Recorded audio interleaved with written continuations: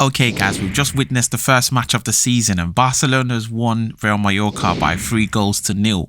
And remember, I did predict 4-1, which in a sense, I would say that was partially right because, 4-1 is still a 3 goal difference. We saw goals from Raphinha, Ferran Torres, and Lamine Yamal, which in a sense, I'm really happy because those are all our 3 strikers, if you notice. So that means that we're doing something right in terms of the attack. I would say that the match is a match that's left me feeling a bit, I don't know how to feel. I feel like it's like mixed feelings to me because I feel like at the end of the day, if you look at the score line, it's like we've done well, but the performance, I feel like there's a few areas that I think we need a bit of tightening up. But again, it's the first game of the season, so maybe it's expected that there's certain aspects that we can improve on over time. But we're just gonna break down the match and just sort of talk about a few talking points that I was hoping that we could discuss. Obviously we did a preview and I said I was gonna come back and we're gonna have a proper conversation about the match. The first thing I want to talk about is the lineup, guys. And if you remember, I did predict almost the same starting lineup that we eventually saw today. I think the only difference was Eric Garcia played in place of Koundé. And I don't really know why that happened. If anyone knows why, please let me know in the comments, because I think there's been a lot of talk about Koundé and how he's been feeling recently. I don't know. And even before the match, I think I saw him, if you saw when he was walking out of the tunnel, he didn't look really happy. I don't know what's going on, but I don't know if he's coming to training late again. I hope that's not the case, honestly, because this is not how you want to start the season. I don't want to be negative. So if anyone knows what happened and why Eric Garcia was chosen ahead of Koundé, please let me know in the comments. But besides that, I think every other person that I predicted was going to started. And I'm really glad that we started Ferran Torres ahead of Rashford. Not because I've got anything against Rashford. I just feel like it's better to start with the team that already has a chemistry. They already understand each other. You want to start the season, it's not going to look any type of way if you start Ferran Torres. I mean, I'm glad that we've been able to register Rashford, register Joan Garcia. So I think, in terms of registrations, we should be fine now. But I think the fact that we started Ferran Torres, just shows, it's sort of a way of the coach just showing him that we still trust him, that sort of thing. So I think that was really important. But if we move on to the actual match, guys, I think first I want to talk about, the first few minutes. I think we were doing well. We were pinning, Real Mallorca down. We're pinning them back, in our own half. I think we're getting all the chances. Lamine had that first run on the right, which I thought was a really good run. It was sort of signs of things to come.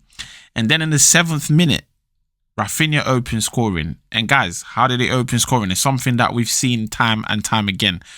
And we've seen that in pre-season as well. Even in training, I think they've been sort of working on this. I think they've sort of perfected it now. It's sort of that connection from Lamine Yamal to Raphinha. I think we've gotten to a point where they understand each other now, because Lamine just picks up the ball on the right, turns a bit, and then does that infield cross, and it's straight pinpoint, bounces off the front of the keeper, and then there you go. Raphinha's just there to sort of head it in. And that's something we've seen, all throughout last season. We've seen that a bit in pre-season as well. So really, really glad that they're keeping that going. That was the first goal. And I think I want to just talk about something that happened in the 8th minute, because I want to talk about Joan Garcia. And I think he had a stellar performance today. Honestly, I'm really, really glad that we signed this goalkeeper. And I feel like he's got a lot to offer in the coming years. But I just want to talk about that save, and in terms of how he's understanding the team and, the flick ball, just understanding how we're playing as a team and what's expected of him. So he picks up the ball. He makes sort of a save. He catches the ball in his 6-yard box. Next thing he does is what? Long throw straight away to Raphinha. And if that would have been an opportunity, and I feel like that's really important, that we have a goalkeeper that not only is a great goalkeeper, but also understands the pattern of play that we're, trying to introduce, or the pattern of play that we'll need him to sort of contribute to this season. So that was something that was really encouraging for me to see that. Okay, so in the 20th minute, I think I was gonna touch on something. I think Lamine Yamal, sometimes it just seems like he's overdoing it a bit with the dribbling. And I don't want to, come here and just bash Lamine. I don't know what you guys think. He's an amazing player. I don't want to take anything away from him. I just think that in terms of that maturity, like, it was done in our own half. I think sometimes when you turn possession over, especially with Barcelona on the high line that we play, it can be a bit dangerous. And I feel like if it was against a better team, we could have been punished. Although one could also argue if it was against a better team, Lamine may not have done that. No disrespect to Mallorca, but yeah, just something I wanted to sort of like touch on. Then I think the next drama came in the 22nd minute. So Lamine Yamal shoots the ball against a player from Real Mallorca. It hits his head, and then the ball bounces off. There's a bit of play there. The player's still on the ground, on the floor, holding his head. The referee's in between blowing the whistle and not blowing the whistle. It was a bit noisy where I was, so I didn't really catch if he actually blew the whistle. But what I know is that before we could realise what was going on, and I think the Mallorca players also stopped playing, but then Ferran Torres takes a shot and he goes straight in the net. Now, to be honest, keeper's got a bit off guard. I didn't know, even if the referee didn't stop the play, I didn't really see that the goalkeeper would have caught that ball. But kudos to Ferran Torres for being a professional and just going ahead with the play and not stopping play. But then that meant that we were 2-0 up. Now, not just that, it was a bit of a controversial one. I don't know why VAR didn't. I think like VAR may have checked it and they were fine with it.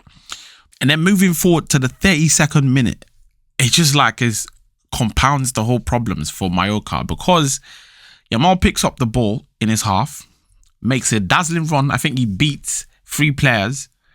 And the next thing, he's brought down. Now, as soon as he's brought down, the referee then issues a second yellow to a Mallorca player, and then he's sent off. So that's a red card now. But to make things worse, guys, in the 35th minute, Vedat Muriqi, I think that's him, he collides with Joan Garcia. And now, guys, at first, I didn't really see too much wrong with it. I felt like it was a 50-50 ball. I felt like he had every right to go for that ball. But I think the way that he went for the ball, and I don't think he meant any malice. There's no malicious intent in the way that he's gone for the ball. But I just think his boot was a bit too high. And for me, when you watch it again, that's dangerous play as far as I'm concerned. And I think VAR thought the same. So they then, call to the referee to go over to check it.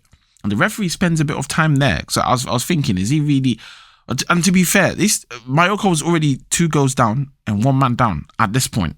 So I think that played into the referees, taking a bit of time. Like, is this going to be too harsh? Is the opening game of the season? I don't know. It just felt a bit harsh. But at the end of the day, the rules are the rules. And I think Vedat Muriqi, I think he should be more professional in the way that he went about that tackle. That was very dangerous. That was high. It was a high boot to the face of our goalkeeper, Joan Garcia. And so the referee then comes back on the pitch, cancels the yellow card, then issues a red. And from that point, everyone was thinking like, this is going to be like 7-0, 9-0. It's going to be like Valencia from last season. And for some reason, I know that it just plays into your mind. But for some reason, first game of the season, you've got players that are looking to improve, looking to prove themselves this season. And for some reason, like, everyone just takes the foot off the gas. Now, normally with Barcelona, when they take the foot off the gas, it's not a case that they're still dangerous. You can still see they're controlling the game, but they're still creating chances and they're killing off those chances. But guys, I don't think we really did that. I think like psychologically, those 2 goals and then the 2 red cards, I don't even know if the players were feeling a bit sorry for Mallorca, especially because we're playing away as well. I don't know what happened, but I just feel like from that point, the game just lost a lot of steam.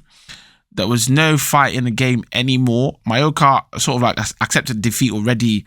Barcelona's like, it's a done deal. And everyone was just like strolling around the pitch. Like, even with the way that we're getting chances. So Yamal has a shot at the 42nd minute that goes narrowly wide. But then, apart from that, there was nothing really else.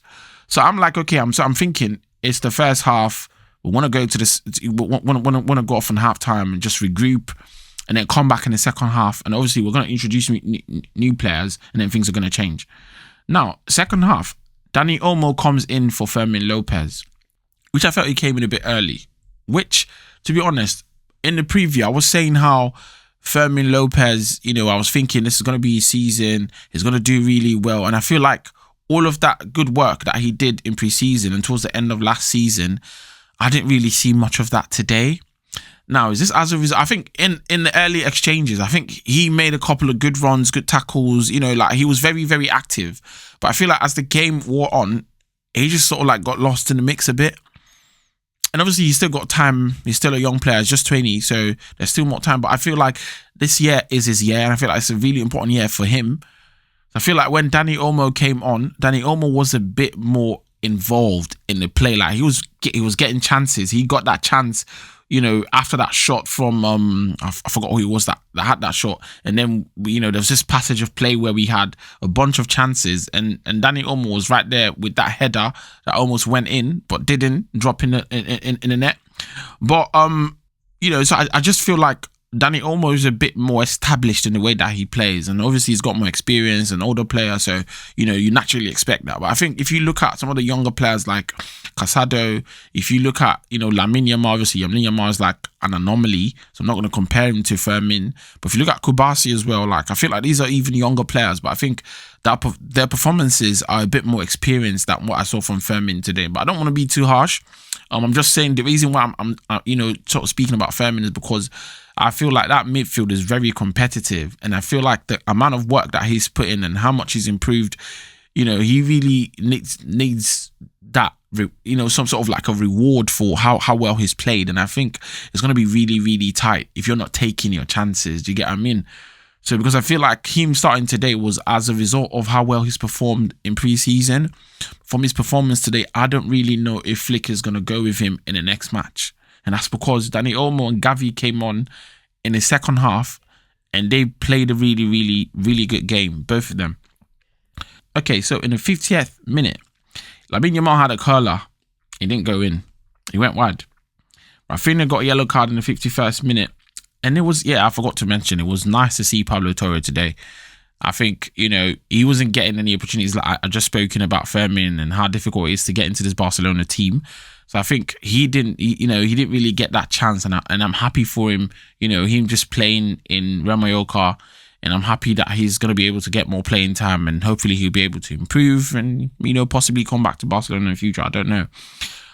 But okay, something else I want to mention is the 66th minute. I think another demonstration of what to expect from this amazing goalkeeper Joan Garcia this season. So he makes another save. In the 66th minute. And what does he do? It was like a half save because he didn't really catch the ball. The ball was there for the taking. We had a striker from Real Mallorca chasing the ball. And you need to see Joan Garcia sprinting to the ball. Like, he was actually sprinting like a striker. I'm like, and I know he's a young player, but it's just so impressive to see a goalkeeper that fit. When was the last time we saw that in Barcelona? He was sprinting and he actually bit the attacker and he got to the ball. And what does he do as soon as he gets the ball? Laser pass very confidently into the path of Ferran Torres. That is something else that I found really impressive. So he's really catching, and this is his first match, guys. It's his first match, as in La Liga as a Barcelona player, and he's already doing this. So you can just envision what's to come from this goalkeeper. So I'm really, really impressed. And I want you to also let me know if maybe I might overdoing it. I might glazing at this point. I think I was really impressed by what I saw from him. Had a couple of good saves as well, because I think towards the end of the match, Real Mallorca had a few, strings of opportunities, and, he really held his own. I think he did a really solid performance, and there's no better way to sort of emphasize or demonstrate that than in the fact that we kept a clean sheet. Guys, we went away, won 3-0 and actually kept a clean sheet. That is, that's something that we don't do too often. And I think that defense, with Joan Garcia at the back, I think it's just going to get more solid as the season wears on. But yeah, if we go on to 67th minute, Rashford came in, Gavi came in, and Joffrey came in as well. So we brought in 3 players. For Ferran Torres, Kubasi went out as well. And I think, I don't know. I want to talk about Rashford. I think it's his first game back. I don't know if it's a bit of, just getting used to the team, getting used to Spain, or getting used to the league, or I don't know if he's overthinking things a bit, but I just feel like there was a couple of plays where it just seemed like, I get it, like you want to impress, you want to, blend in quickly, but I just think he needs to sort of like just get out of his head and just take it easy, just take each game as it comes. I know that in a team like Barcelona, you really need to prove yourself, especially because you're fighting for a position in the team with, players that have also been there and are also performing well. But I think like in football, your chances will always come. Your time will always come. You just need to take it. You need to take each match as it comes, and sort of like not get in your head, not be too much under pressure. And that's an easier thing to say than to do. But I just think if you remember, there was a pass from Eric Garcia into the path of Rashford, and he tried to take it on his right foot, sort of like to bring it down to set himself up, and he just sort of like missed it. It just slipped. And I think like, that is something that you'd usually see from a player that's lacking confidence. And I don't really get the sense. I don't get the vibe that Rashford's lacking confidence. I just feel like, it might just take him a while to just settle into the team properly. Koundé later comes in at the 75th minute, I think, which again is making me think that I don't know, why wasn't he started? Why was Eric Garcia chosen, over Koundé to start? I don't know. Is it because Eric Garcia's been impressive? I don't know. I think that Koundé has a better partnership with Lamine Yamal. So if you start Lamine Yamal, you would have started Koundé. But I don't know why Koundé wasn't started. But regardless, I think he came on. He didn't do too bad. I don't think he was really called into action in terms of defence. I think he was even more forward than playing at the back defensively. I think, as the game demanded, it's sort of like we were in control the whole time. So we didn't really need too much from a defensive point, which I would say in a way helped, Ronald Araujo and Kubasi as well. Now, speaking of Ronald Araujo, I think in the first half, I think he was a bit too passionate, too enthusiastic. I think, obviously, like there's been a lot of talk about his performances, especially towards the tail end of last season. And I think like he wants to really prove himself. But I think you also need to be very careful and be a bit calm. I think he was going in for a couple of challenges, and I thought he was going to get a yellow card in the first 20 minutes of the match. I think as the match wore on, I think he became a bit calmer. That might be as a result of the fact that the way the match went on, we were 2 men up. We were 2 goals up. I think it wasn't really a high pressure game in that sense. So I think just in terms of that, I just feel like let's see what happens in the next match. I don't want to be too critical. Yeah, so it wasn't until sort of like the 80th minute that we started having, chances. We started having a lot of chances, actually. And most of them were falling to Lamine Yamal, to be fair. I think he was creating those chances himself as well. I feel like he had a couple of shots that got, sort of either saved or narrowly wide. I think we even hit the crossbar one time from a shot from, was it Raphinha or was it Pedri? Pedri also had a shot. There was also a shot that Pedri had from his left foot on the 83rd minute, I remember. And I think like the way he really opened his body up, it's really impressive seeing Pedri starting to shoot with his left foot.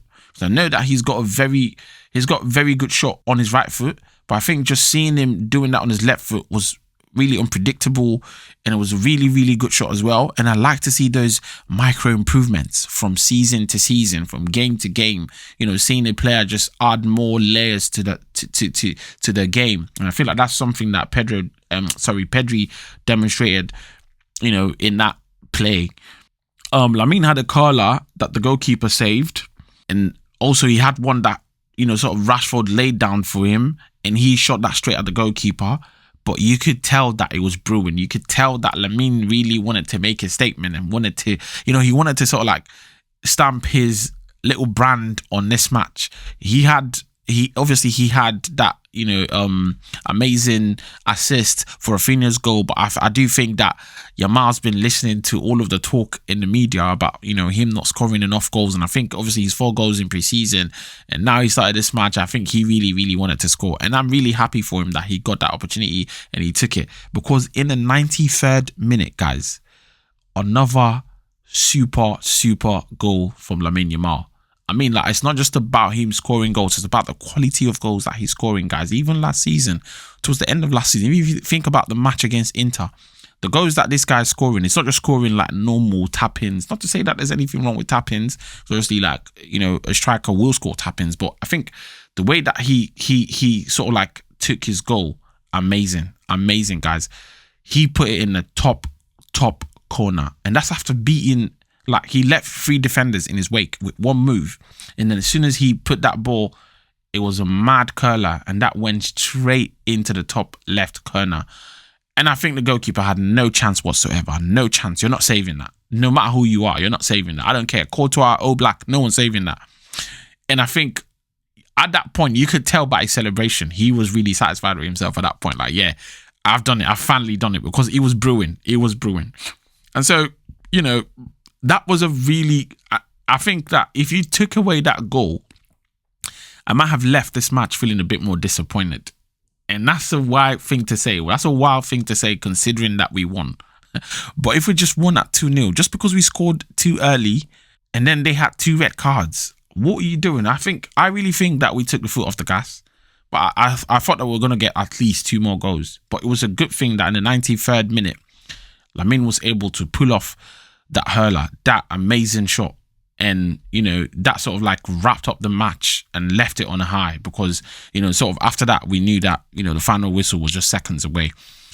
But yeah, I think we, overall, I think we did really do well today. I think it was a very good performance. It was a solid performance as well. I think we were helped a bit by the red cards and the goal from Ferran Torres. All of those things, you could argue that. But I think overall, I think we're always going to win the match. I just wish that, certain things went a bit different. If they didn't have those red cards, I think that there'd have been a bit more fight in the match. I feel like the vibe of the match, or the energy, sort of died a bit too early. But regardless of that, amazing performance by Barcelona. I'm looking forward to seeing what we're going to do in the upcoming matches. And this season, I'm really excited for the things, for the players that I'm seeing. Kubasi looking in good shape, and the players looking in good shape. Like, everyone's looking really, really good. And I think like the best is yet to come. Mind you, Lewandowski didn't play this match, so I think we are yet to, sort of see the best of Barcelona. I think so. If you consider it from that perspective, was a really good performance, and I think we should be looking forward to having a really, really good season. Obviously, Madrid is going to be playing tomorrow against Osasuna, so I'm going to be keeping an eye on that, just to know, assess the competition in a way, and we see what, let's see what, Madrid is going to be about this season, and also Atletico as well. So, I'm gonna be back here just to sort of to discuss a few more topics as things progress with Barcelona. But I'm just gonna leave it here for now. Congrats, guys. I hope you enjoy your night, and catch you in the next video. Visca el Barça.